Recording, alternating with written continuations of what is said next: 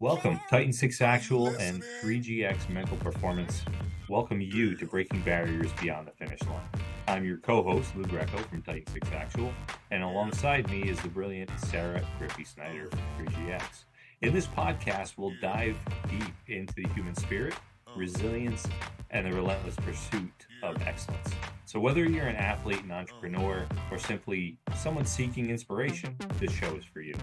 We'll explore stories of triumph, setbacks, and unwavering determination that propels us forward. As a retired Army Engineer Reservist, I've faced challenges on the battlefield and beyond, and now I'm on a mission to help you discover your inner type. And I'm Sarah, also known as Coach Grip, a mental performance coach. Together, we dive into the psychology of peak performance, mindset strategies, and how to overcome mental blocks. Whether you're aiming for the podium or simply striving for personal growth, we've got you covered. Join us as we explore the intersection of physical and mental strength, share expert insights, and celebrate those who go beyond the finish line. So grab your headphones, lace up your sneakers, and let's break barriers together. Remember, it's not just about crossing the finish line, it's about what lies beyond. Welcome to Breaking Barriers Beyond the Finish Line.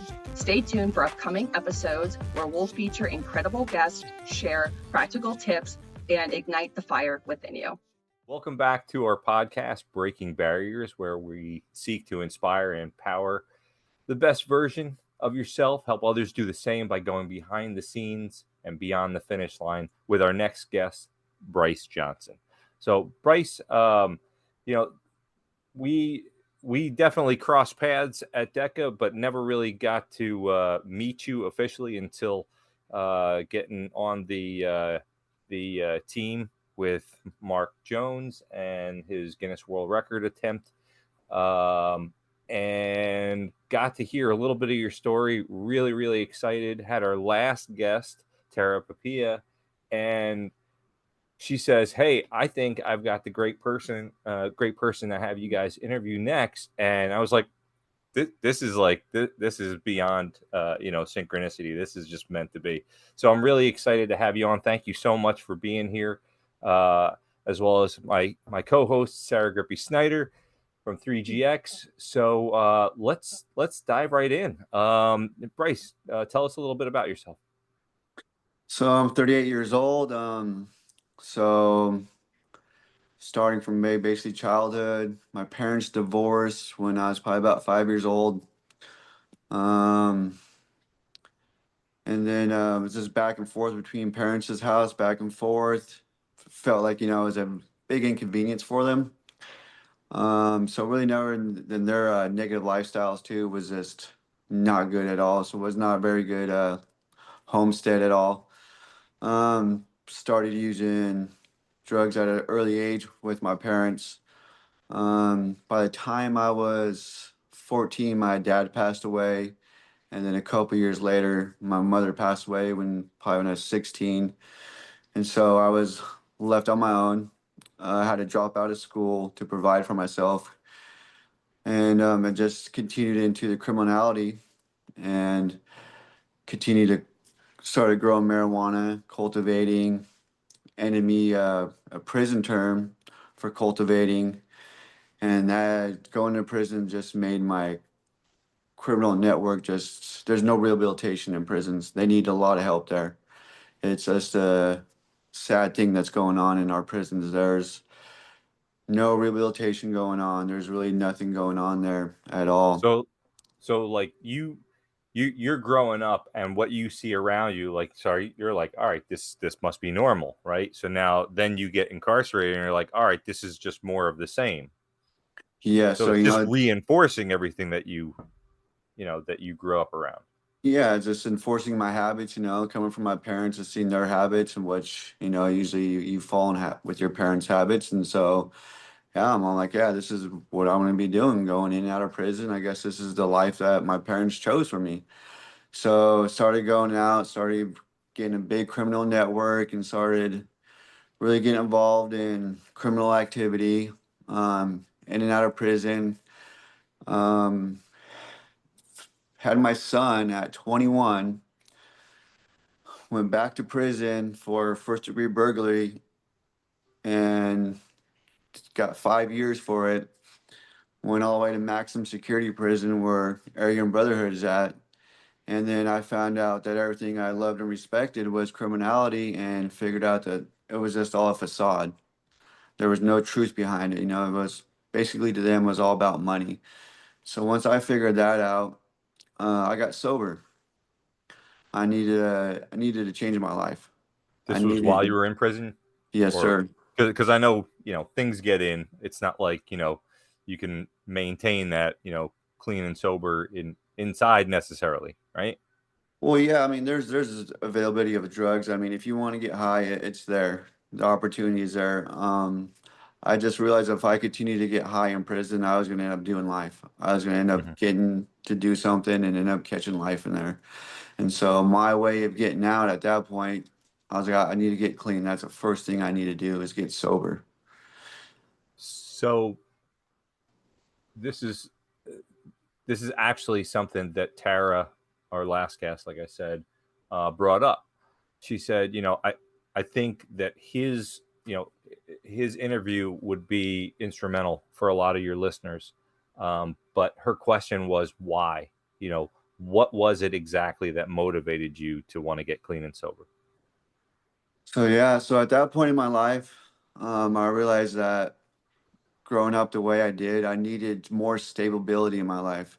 I was never really had a solid homestead. It was back and forth between parents, felt like an inconvenience to them. I had my son, and I'm like, I do not want to be that father that's not a part of my son's life. I do not want to fall in my parents' footsteps. I so I made a big change in my life. I was like, you know what? I'm gonna get clean and see what I can do with that. What's the next steps? And that was finding a program that would give me good values and morals of life, something I do not have. And so I started reaching out, started looking at programs, and that's when I found Jericho and wrote them a letter. And they accepted me when I paroled. That's pretty incredible. Now, interesting enough, I noticed in kind of doing some background that Joe DeSena on his Spartan Upcon podcast had actually interviewed the founder, Chuck. Chuck Etchison. He actually names you in that podcast, which I thought was pretty awesome because Joe is like, give us one of those stories where you're like, hey, this guy was in the depths and you were one of the examples. So I mean, that's a testament, to the program, but also your desire, your why must have been really, really strong to want to take on something that, monumental. So, Yeah. so you see, you don't have a support system. You're still in prison, right? When you make the decision, how how did you find resources while you were still in? Like, walk us through that process of like how you go from where you're at and then actually into the program, Jericho program or project. So while I was incarcerated, I started asking people around if they ever been to a program, and a lot of the men there say they went to Jericho and they had none but negative input on it. Say, hey, they make you do this, they make you have responsibilities, they're accountable. And I was like, that's what I need. Right. That's what I need. And so I never heard Yeah. anything positive from this program from anybody in prison. And so they have counselors in prison. So they got me the number, wrote them my letter. And then they wrote me a letter back saying I was accepted, but I had to find my way to there. And I was just like, man, that's even harder, paroling from prison and then having that freedom, and you make that choice yourself to get on that bus to go to that program or go back home. And I knew if Mm. I went home for one day, I would never make it to that program because I'd fall right back into the scene, right back to do what I was doing. So I got on that bus and made it to Jericho. That's incredible. Now, there there's you're wrestling with things, right? But you made a decision. And was there, that's not an easy decision. Was there something, was there like a skill or something, or or just like a voice in your head, like what do you think it was that was really pushing you in the right direction, where everything else in the past was kind of leading you to make those bad decisions one after another? Like this is a hard decision, and it seems like you set your mind to it, you had your why, but like, okay, now after the why, it's like, what did you have to constantly like say something to yourself, or lean on somebody? Like what kind of skills or tactics did you use to stay on course? Like I don't have no family. I don't have nobody out there. Everyone has basically passed away in my family at this time, and I really had nobody to lean on. I mean, all my friends that are on the streets and everything that I loved and respected quit answering my calls, quit answering my letters. My whole prison term, they were tired of dealing with me because of my negative influence and what I was doing. They were like, whatever you're They were just doing, done. they were done.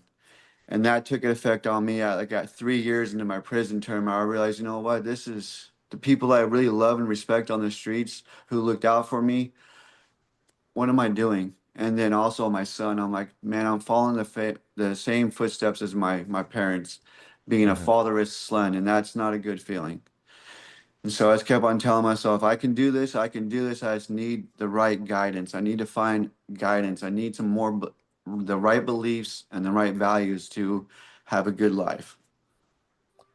So now you decided, all right, I'm going to get on that bus. I mean, what's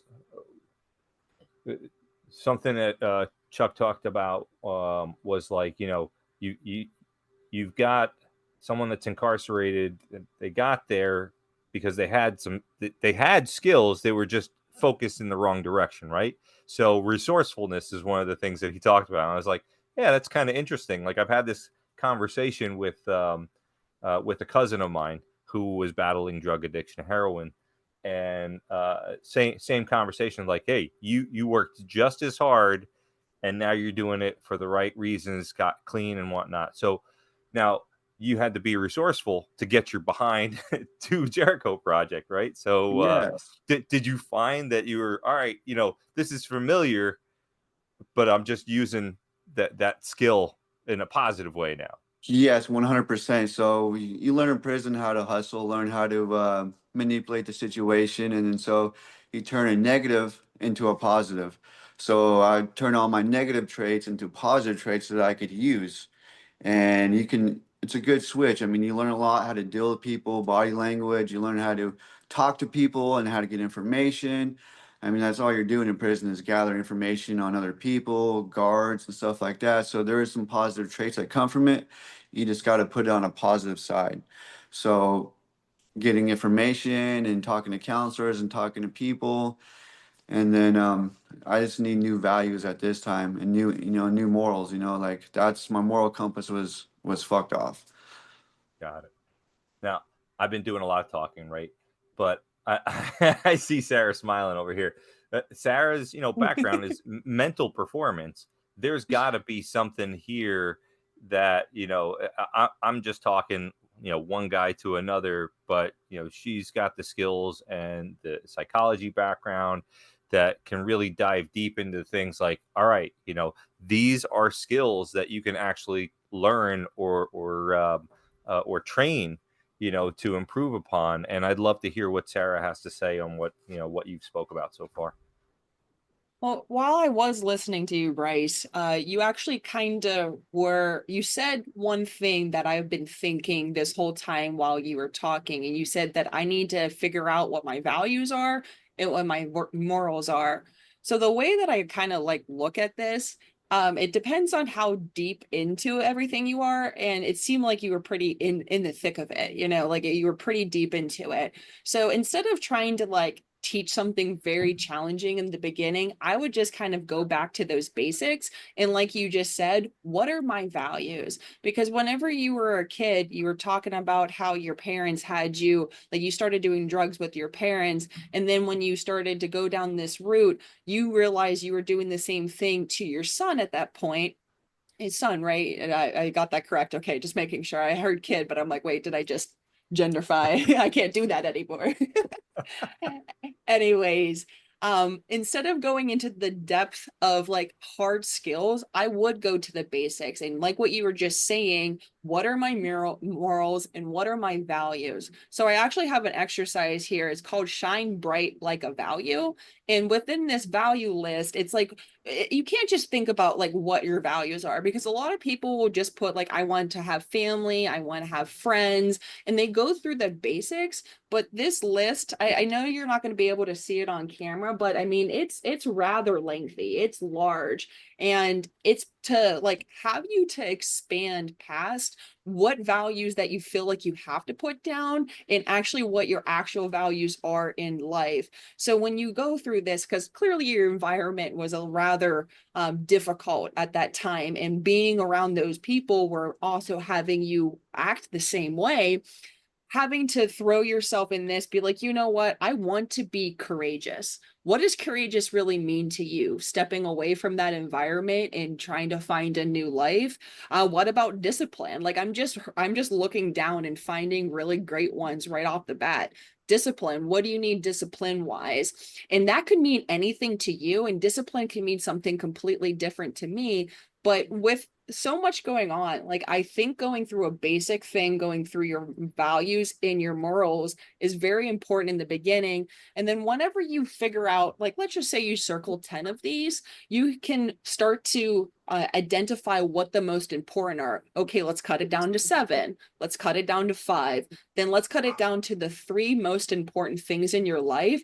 And depending on what those are, I'm just going to say, what about courageous, discipline, and balance? For you, what does that mean? And that's when the work really gets exciting. You know, like this exercise is everyone's like, oh, I can figure out values. I'm like, but at the same time, having to apply it to your what your situation is, and from there and seeing what your core values is, you can really make a huge change just because you've kind of identified, wrote it down, and actually understood what your values are. And it seems like you have done that, but it took some work. You know what I mean? It took a lot of back and forth battle with in and out of prison, who you were hanging out with, and then finally realizing, you know what, I want to get sober, and figuring out your why from that too. So simple exercise, but at the same time, it's super effective. Well, yeah, I definitely have to take a look at that list. I mean, that's something I want to do right now. But yeah, But I mean, you values. did it instinctively, which Yeah. is Yeah. amazing. And it goes back to the whole resourcefulness. It's like, okay, you you're like, all right, I just got to refocus this in the positive direction. So, all right, so you get there day one, and what's going through your mind? Oh man, did I make the right decision? I mean, is this really gonna work? I mean, I really hope this works. I mean, I don't have another chance. I'm a second striker. So I'm just contemplating because it's a 1 year commitment program. So I got nothing to lose at this point. I mean, I don't have no family. I don't want to go back home. I don't want to fall down that road again. I've been sober for probably about a year at this point, and I just need some guidance at this point. I just hope this program can give it to me. And so, was it like immediately welcoming, or like what was the atmosphere when you got there? So I got there at 11:30 at night. So the apartment complex they own, I didn't go to the HC headquarters. I went to Phoenix Block, which is their apartment complex where everybody's housed at. And then they have house coverage. That's where all the counselors and that's where they deal with all the behavioral issues there. So I go there and that's where all staff members are too. So I go there and they do an intake process. And then if you don't pass their intake process, you're not accepted. So you do a written one and then you do an in self interview. And if you don't pass that, they do not accept you. So I was worried about maybe not getting accepted for some reasons. Mhm. So I go in there. Nick Rogers, he's still the director under Chuck. He's a big guy. I look at him, I'm intimidated. And I'm just like, holy cow. So he goes over my intake process, and then I go up to one of the apartments, what I'm assigned to. And then the way the apartments are set up, they have a manager, a co-manager, and then you have 4 other men in another room that are just brand new like me. So I go into my apartment, I meet my house manager, and he is awesome, man. He's into CrossFit. He's going to college at this time. He's already graduated the program. He's an alumni part. And I'm like, really? You graduated this program and you still stayed here? And he's like, yeah, I'm on payroll. I'm just saving all my money, going to college and getting really into my fitness. I was just like, wow, what's CrossFit? Well, what's going on here? And he lining me out a little bit. And he's like, hey, we'll talk more in the morning. It's kind of late. And so I went to bed. I'm like, wow, so far, so good. Um, really interested in what's going on here. Everybody was welcoming there. And the next day you go to the center and they have it's called so you go through the warehouse. They have daily vocational trades that you learn, window glazing, or they do framing or some automobile, just to keep you busy. So, like, if I understand it correctly, right, the couple of the big things is it's very structured, right? It's almost military-esque, Yes. when you get there, but not in a, like, old school, like, beat you down kind of way, but you understand that you're accountable, right? And you're Yes, part of sir. you're part of a team or a group. And so education is big, or at least vocation, right? And fitness, if I understand correctly, is also a key component. So you sounded like you were really excited when you learned about, or were hearing about CrossFit. It Was fitness ever a part of your vocabulary, up to that point? Yes, sir. In prison, it's mandatory that you work out. So it's mandatory in there that you work out. But it's not like real. It's not like you don't know the fundamentals or the body. And so they're just doing what they do in prison, the prison workout. So you really don't know much about workout. But I have worked out, so I didn't know like the anatomy of a body, weights. I never touched weights. It's just all body weight in prison. So really intrigued by that. But yeah, the military structure there. Chuck was in the service himself, and so he structured a lot of the program like that. Uh, so your house managers are like your sergeants, and then below that you got your soldiers, and then you got your generals, at which would be Chuck and Nick Rogers, and so it's structured like the military. Nice. So, all right. So you went through it, or as you're going through it, you find out that there's an alumni there. Is that like a prerequisite to work there, that you have to have gone through the program, or it just happens that so many guys want to give back? No, so once you graduate the program, you fill out another application, and then you have to be accepted. So everybody does not get to be alumni. It's accepted only. So if you do good in the program, you're a positive influence on others, and you're going to bring something to Jericho to help pay it forward and help to get guys to see what hey, I graduated. This is what I'm doing now, and you're a positive role model. The chances of you being accepted are high. Nice. So not every alumni can be on staff, but every one of the staff was former alumni. Correct. Wow.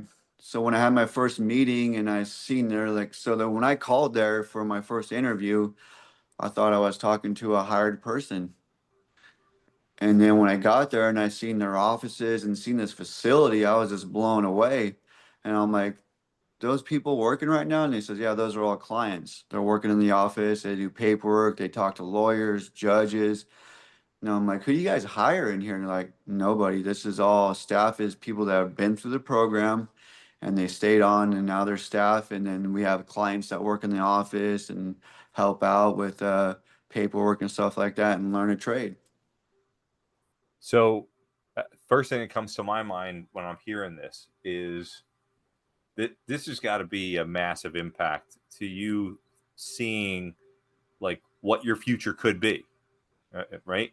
It's like, oh Yes. wait, they went through this, and now look at them. They're trusted enough to do this, and B, I also know that the guy sitting across from me isn't bullshitting me when he says he's been through it or he knows how I feel, because he lived through it himself. Yeah, I got a lot of respect for people when they've been through what I've been through and then they're trying to help me. It's just like if I went and talked to a normal counselor about my addiction or about my criminality or something like that, and it'd be hard. He's only book smart, and it's hard for me to relate to him. He's never been in a jail cell. He's never been in a riot. He's never been incarcerated. He's never felt, being a drug addict or never felt any of that kind of stuff. He's just only book smart. So that right there, I really took a liking to. And then Chuck himself has been incarcerated a lot. And yeah, it was what I was seeing there. I was like, you know what, this is something I can do. And then probably about 6 months into my program, I made the decision that I wanted to be staff. That had to be so impactful. And same thing, that was the first word that came to my mind whenever I heard you talking about this. And I think people don't realize that, like, when you bond with somebody, it's not just because you look the same, it's because you've done the same things. And I liked how the program, kind of like what Lou was saying, it gave you hope that I could be on the other side of this. I can relate to this person. I see them working hard. They're trusted, because that's one of the things I think is very challenging, is like once you get moved to something like a transition. So like, let's just say you're a student going, like you just finished college and you're trying to get a job. There's still this trust barrier of like, am I educated enough to be able to do this job?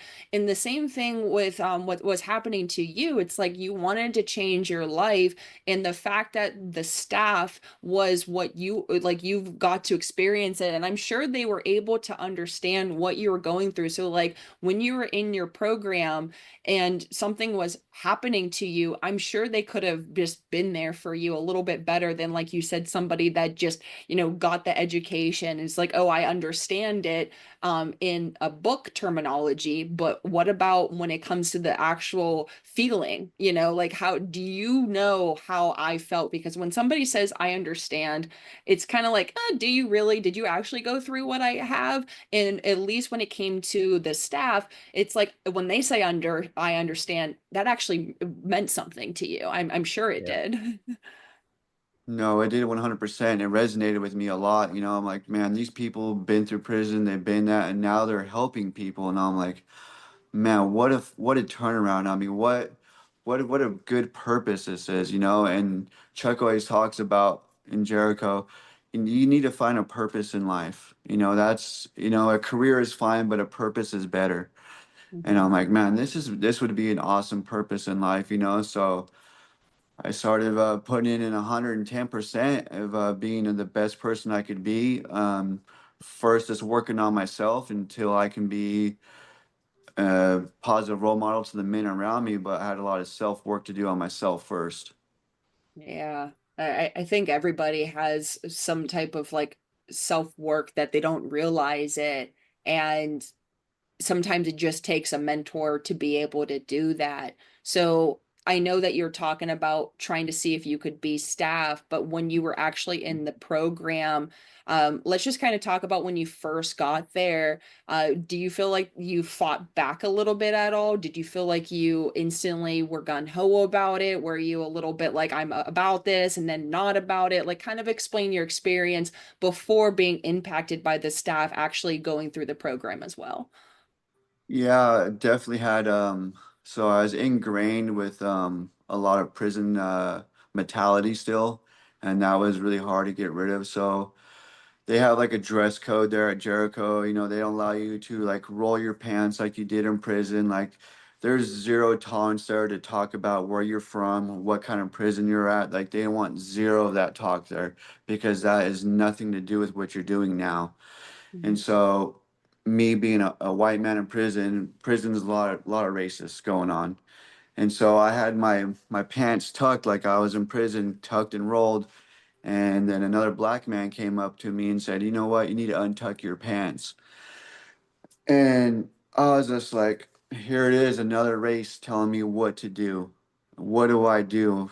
And you know what? I told myself I came here to change, and I untucked my pants and I said, "Yes, sir."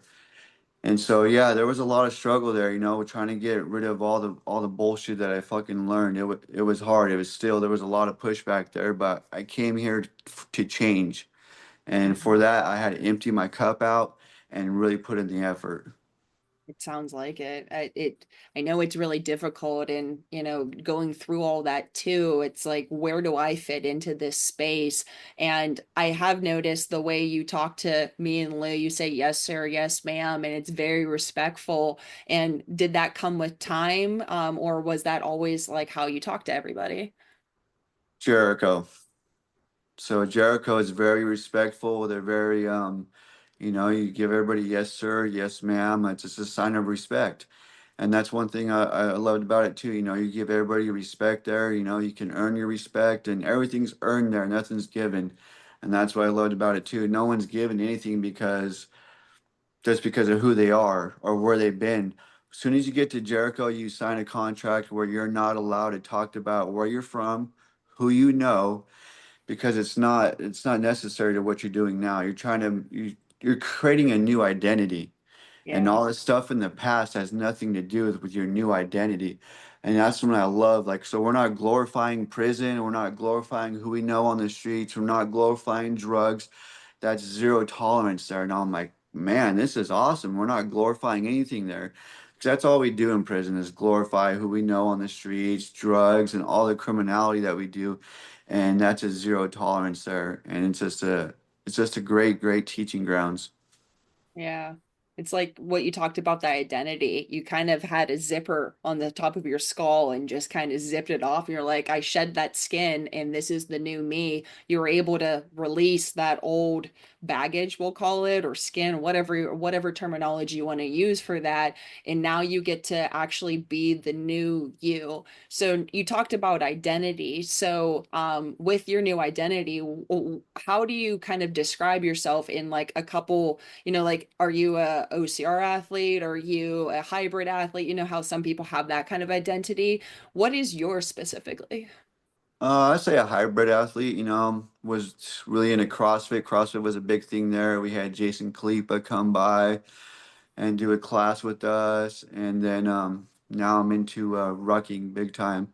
So yeah, I'm pretty sure a hybrid athlete doing the Decas and Spartans.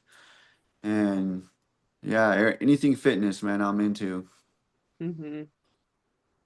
So it sounded also like, from that earlier interview that at one point Chuck had sent a group of folks over to a Spartan event, right? So like, is that something like that happens regularly, or talk a little bit about that, or from your experience? So when you get there, they have a binder there of what activities they do, and so at the time when I got there, they did one Spartan race and one Tough Mudder race a year, and that was it. That was all the social events they were doing there when I first got there, and I loved it. I went to one Spartan event when I was there when I was a client. Loved it, man. The community there, the whole, and then after we race we volunteer, and volunteering was probably the highlight of the race because I was talking with normal people were like, who you guys are? You guys like military? Firefighters were like, no, we're a drug program for men only. And they're like, really? And they were like, that's really awesome what you guys are doing. I'm like, did not expect that response from them. And I'm like, Right. holy cow, they welcome us even though they're not judging us by our past, but what we're doing now. And then just seeing the looks on the men's face and how they were just, because all these people have been incarcerated and a lot of them are in lieu of going to prison. So Jericho is also an alternative sensing program. So you can go there in lieu of prison. So there's some people there with 20 years over the head. If they don't complete that program, they go to prison for 20 years. So they're incentivized. Yes. Highly incentivized. That's great. Yes, it is great. And so when people go there and they're still in that mentality and they see all this, it's just a light bulb goes on their head and they're like, wow, we didn't know this existed. Yeah. It's not easy to shed that identity and mentality for any of us. I mean, yourself especially, and we kind of touched on this in our last episode that some people get so locked in on, no, this is my identity. Like, no, I always tuck my pants in because that's just what we did. And, or I always dressed a certain way or carried myself or responded a certain way. So you're rewriting, you're wiping that slate clean and saying, nope, that doesn't have to be my identity anymore. I am choosing to have a completely different identity because I see the vision of what I want to be. I think that's very powerful, especially for the listeners that are struggling with,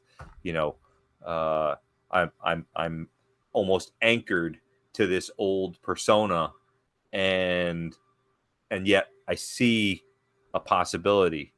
I don't know all the, how to get there necessarily just yet, but I see where I want to be, and I know it's not where I'm at. And I give you a lot of credit for making those hard choices, choosing not to go home right after getting released and going straight to Jericho, facing that gentleman and just saying yes, sir, and essentially following orders and shedding your old skin. So hats off to you, man. It takes a lot. Yes, sir. Yes, Okay, sir. So you were kind of talking about that identity too. And I know we talked about hybrid athlete, but I know that you talked about how you've been 9 years sober and you have a wife and you've had a couple more kids. So kind of let's talk about that kind of life, where before I know that you were fighting that battle a little bit with your first son, but now that you're married and have kids and have a new life, let's just kind of talk about that identity as well, because was it hard for you to jump into something like that, or was it easy for you to like clean slate into it? Kind of explain that for us. yeah, it's kind of so I thought I was going to be at Jericho for life, man. I really loved what I was doing there, man. It was very fulfilling. I loved helping men out, and yeah, it was great.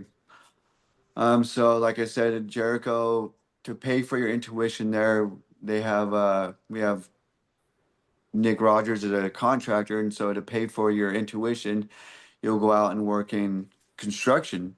And so we became a subcontractor for a glazing company up here in Santa Rosa.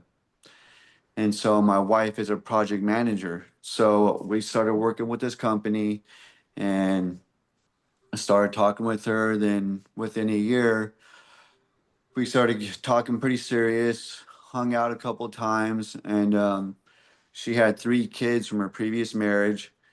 And she's like, "Well, what's your plans?" I'm like, "Well, I'm here at Jericho. I really love what I'm doing." And then we became really serious, and I had to make the choice, like, do I want a family or do I want to stay at Jericho? And so I gave it a lot of thought, and I wanted a, I wanted a family, something I really never had. I wanted that stability, and then also I want to get my son back in my life and also be a father to her kids. And Mhm. so, yeah, I made that switch. I know that, especially with everything you've gone through, I'm sure that accidentally you're like, people might judge me from who I am, from like hearing what I've gone through.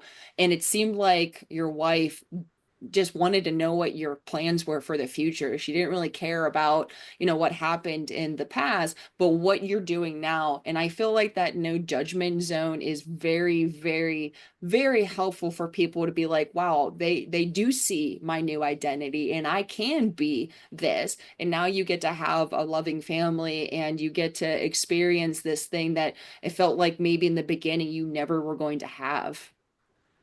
Well, correct, and I thought I'd never really have a family again. Like I said, all my Yeah. people in my family are passed away, so I really didn't really have anything going on outside of Jericho.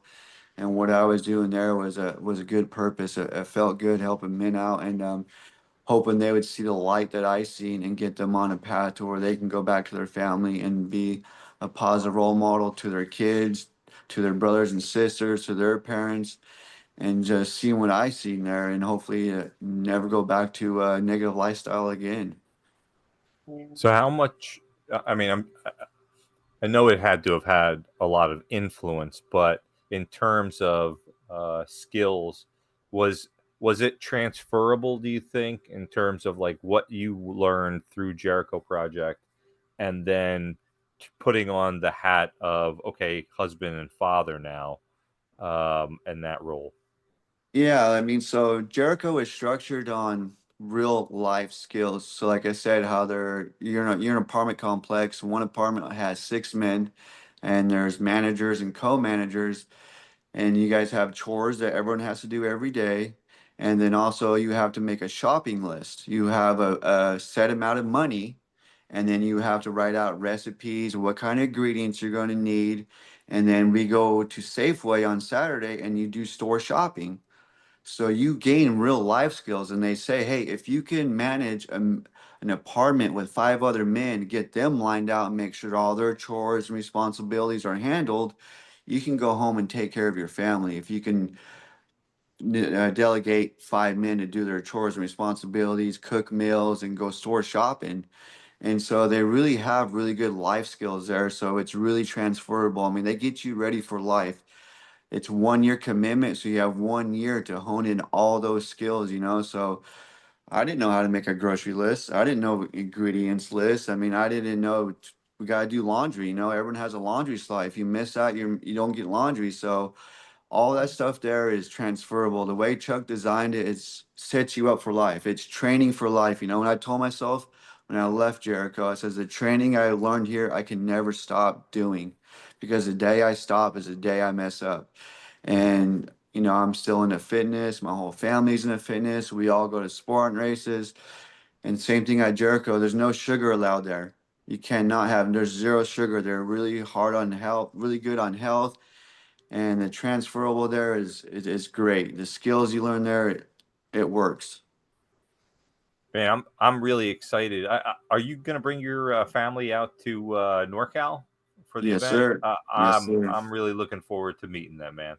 Yeah. So I think that's incredible. And to answer Sarah's question, I think, you know, his wife had to have known, all right, if he went through Jericho Project, all right, he knows how to cook, he knows how to clean, he knows how to True. shop.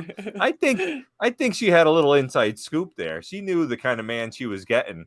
So she just said, all right, where's his head at? Because he's already got these skills. I don't think I'm reaching, but you know.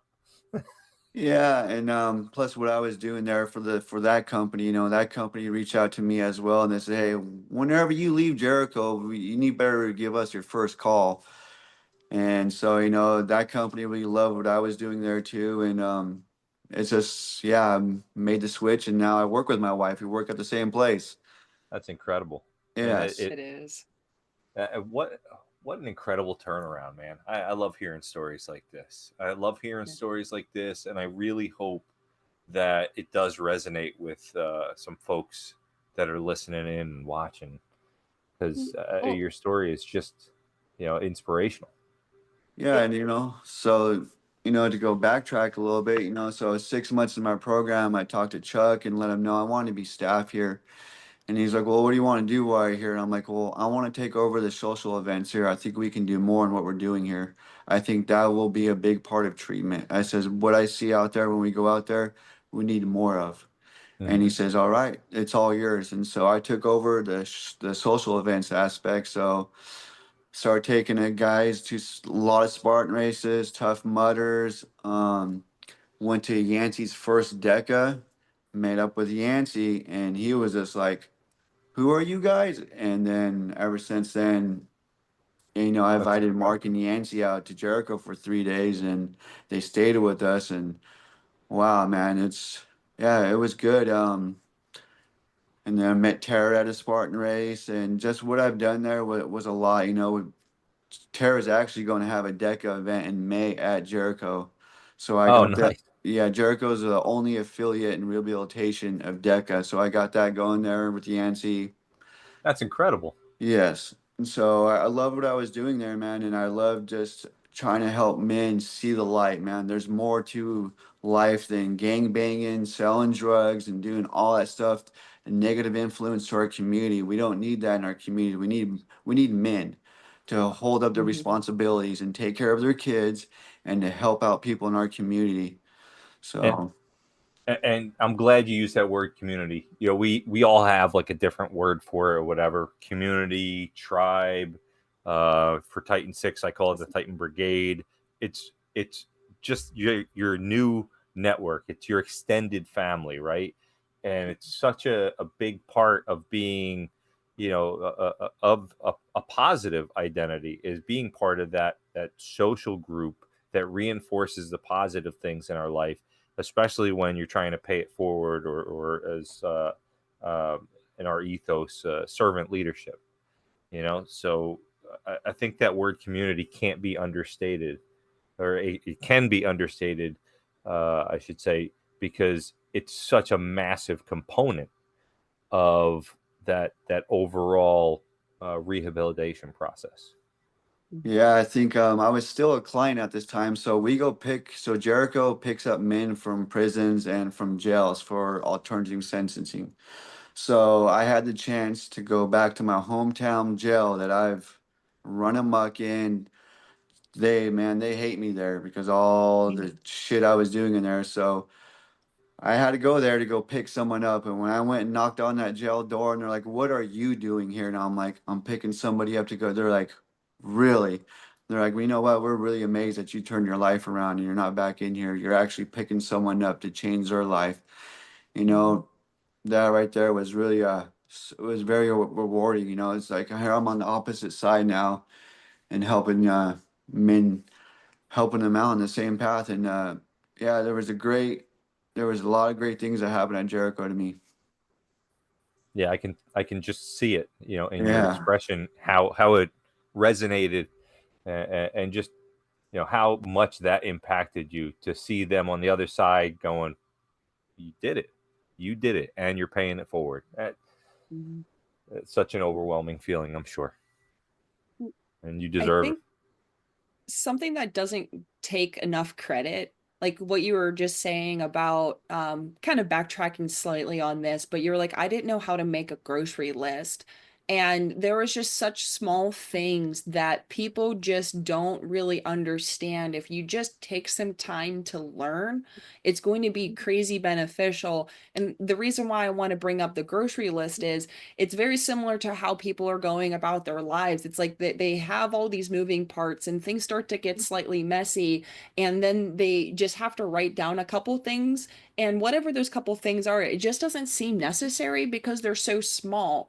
But literally trying to figure out how to make a grocery list, that's something that most people kind of just take for granted nowadays, but for you that was everything. And I wanted to emphasize that a little bit because I think if we focused on the little things a little bit more, meaning like why don't we write three things in our journal, what we're grateful for before bed. It seems silly, it seems like it's unnecessary, but that probably those three things you just thought of probably are going to put a big smile on your face because you're like, you know what, I had a crummy day today, and these three things I wrote down just made me realize that I shouldn't have felt as bad as I did today. And maybe tomorrow you're going to have a better day because you realize the three things you were grateful the night before.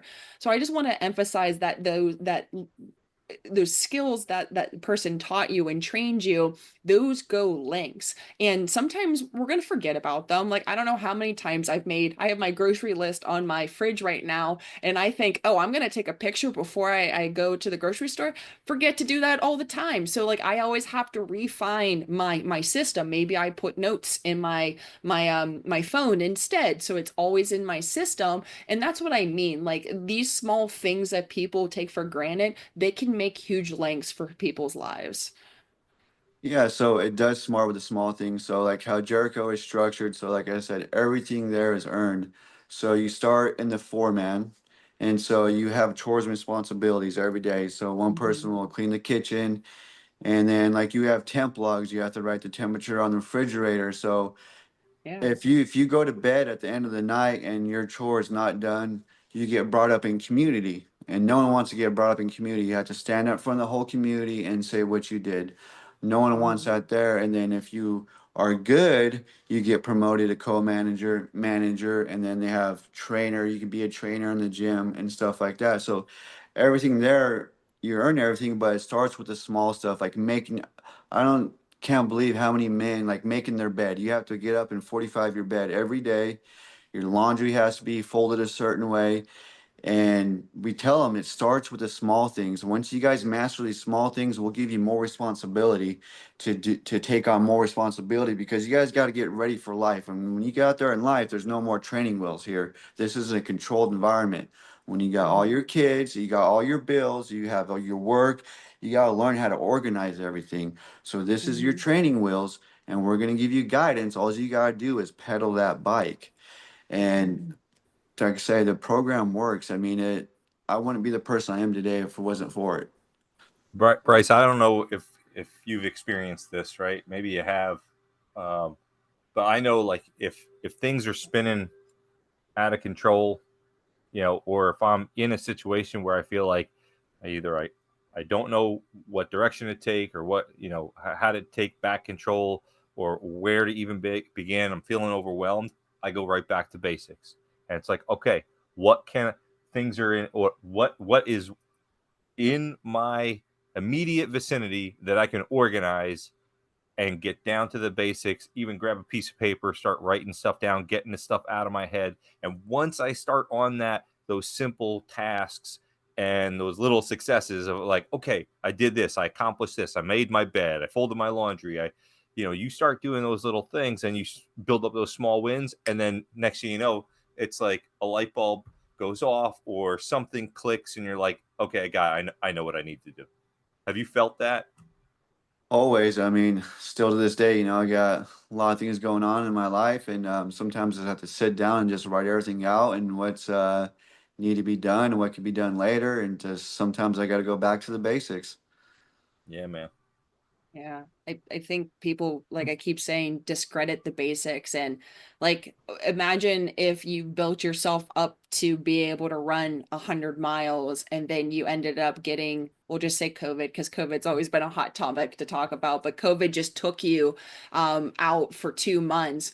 The day you come back, it's not like you're going to try to run 100 miles the first day. You have to go, why don't you go for a walk first, and then maybe after that just go for a small jog, maybe a mile run. And that's what I think that when people think about basics, it's like I already learned that, but at the same time it's just so refreshing to just go back into those basics a little bit and just do things a little bit more simple when things are chaotic, and it will allow your brain to finally funnel all the stress that you might be having. Because like you're talking about doing all your chores but then having to deal with bills and then family drama and then like what your kids might have, it starts to be a lot.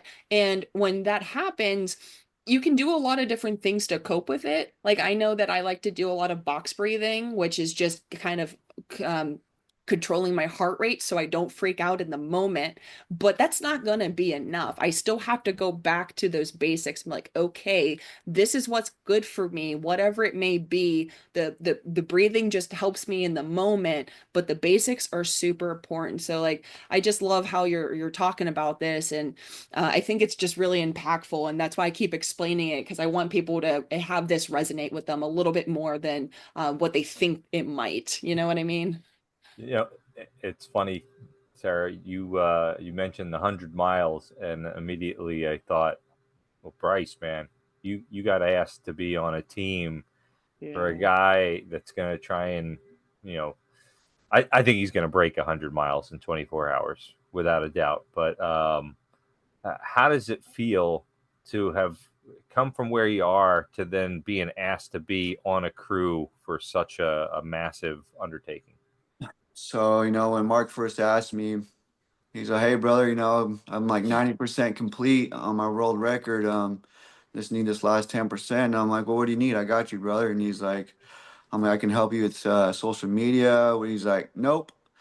Shot a couple more ideas out there. He's like, "Nope." And I'm like, "Well, I'm all out of ideas, man. What do you got?" And he's like, "I need you. I need your energy. I need your vibes, man. I need you to pace me." And I'm like, "Yes, sir, man. That's a big honor, of all the people Mark knows and he's been around, he asked upon me, and it's a great honor to be looked at like that. And I'm ready for this, training myself, and yeah, Mark's gonna crush it. Mark is going to crush it. which then means that you're also crushing it out there. Because I Yes, mean, Mark's an incredible athlete, he is. and the mileage that he lays down. So the fact that you're going to be pacing him, it just shows how far you've come too. Yeah, night and day difference. No, I having this conversation the other night. Just I can't even.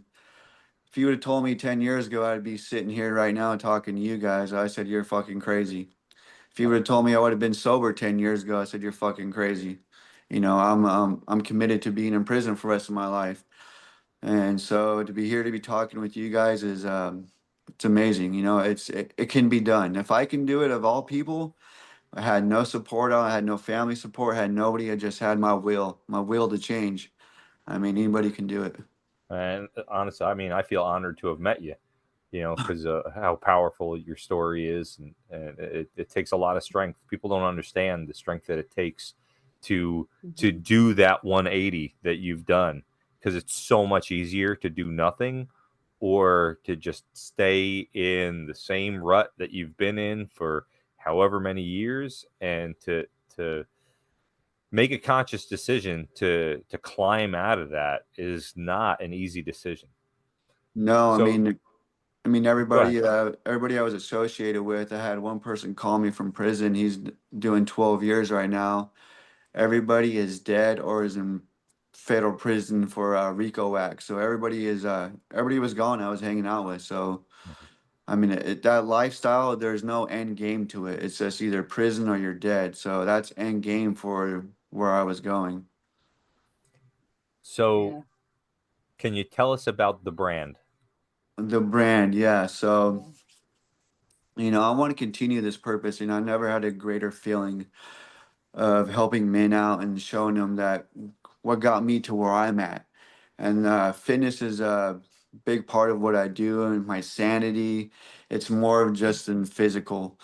So I got talking with my lost long cousin, and he's only known me for about a year now, and he's like, man, you gotta do something with this. He's like, man, look at all, because I took him to Jericho as well. He flew out here, and I took him to Jericho. And Chuck talked about me, and he's like, you need to continue this. And I'm like, what do you want to do? And he's like, you need to start a nonprofit. And I'm like, really? And he's like, yeah, let's do that. And I'm like, dude, and started thinking about it. And I'm like, you know what? That's my purpose, is to start helping men out. So I'm gonna come out with a brand nonprofit. It's sober activity. The brand, we're committed to empowering men and to showing them that there's another side of life, and to continue on the cycle they're on is not good. And then also to what to do after you get out of recovery, or if you get out of jail and you don't go to a program. I want to be able to help those people out and then show them, either guide them to another program or guide them to these events, and then also help them with holistical healing with peptides, and just continue on my purpose. That's awesome. And explain the name to us. Why the brand? So why the brand? I mean, started filling out applications and then going through the stigma of being a felon. I mean, every time we fill out an application, we're a felon, or people ask us about our past. Yeah, I'm an ex-convict. So we're branded. We got this stigma on us that we're ex-convicts, we're not to be trusted, and just the stigma that's just behind people that are been incarcerated or have past addiction issues. So I want to get rid of that stigma of being branded. So that's why I came up with the name, the brand. I want to get rid of that stigma that we can change, and I'm proof of You're that. living proof. Yeah, I'm proof of that. absolutely. Yeah. So after I get done doing this thing with Mark, shortly after, I'll probably be launching that when I got enough bandwidth to do it. I'm excited. Yeah, that's for sure. It's taken a lot of bandwidth with all the other things that you're juggling and responsibilities. But I'm excited to learn more about it, and I hope to maintain the relationship and friendship. After the Guinness World Record attempt and whatnot, so I can keep tabs on this and the brand. Yes, But sir. but something that we do to close things out, we talked about is we ask a guest who they think would be a good person to interview. It's how you ended up on here, how Tara ended up on here. Well, because I had asked her, but who would you think would make a great guest that people could resonate with, and then what would you ask them? I mean, this universe, like how this podcast came about, the universe speaks at us in different ways, so my cousin, he reached out to me about a year ago. That's Out of, Chris you're yeah, talking it's about? Chris. Yes, Chris, sir. okay. So he reached out to me out of nowhere, and he has a similar background to me. He didn't have a great childhood either. He was in foster care. His mom didn't want him. Basically, grew up the same way I did. And then for him to reach out to me in my stage of life of doing good, what the universe speaks at us in different ways and different times. And yeah, he's been a blessing to have in my life now. We talk to each other daily. It was crazy that we have similar backgrounds. He went through similar. He didn't go to prison or anything like that. Just had a rough childhood, Mhm. and so I think he'd be an interesting person to have on your podcast. All right. And what would you ask him? Why did you choose medicine as I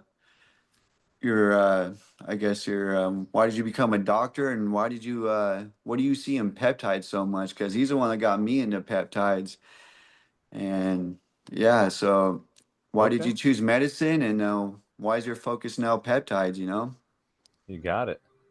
All right. So Awesome. yeah, I'm writing it down for you, Lou. Yeah. Well, I'm typing away. Don't worry. So yeah, I can send you guys his contact information. Yes. Yeah. You can do Awesome.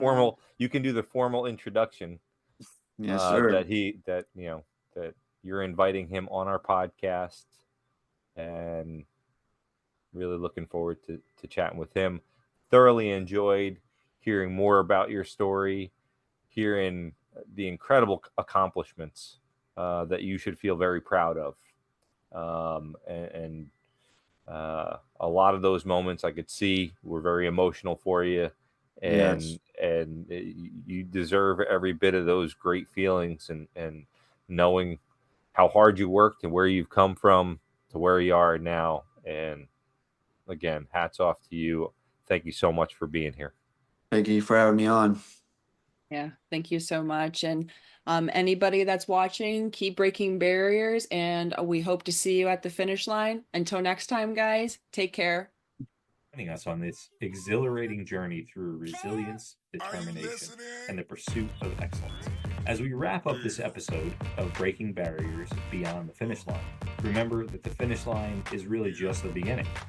Keep pushing your limits, breaking down walls, and reaching for the stars.